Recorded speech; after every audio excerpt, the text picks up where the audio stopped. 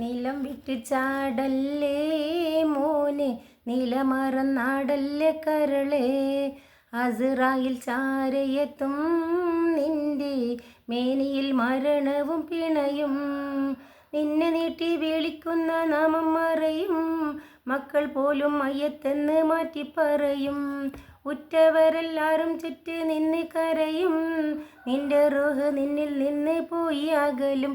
വല്ലാത്തൊരവസ്ഥയിൽ നീറും, വെപ്രാളത്താൽ നീയും പുളയും. ഖുർആനിൻ ധ്വനികൾ ഉണരും, കുളിപ്പിക്കുവാൻ ജനമുതിരും.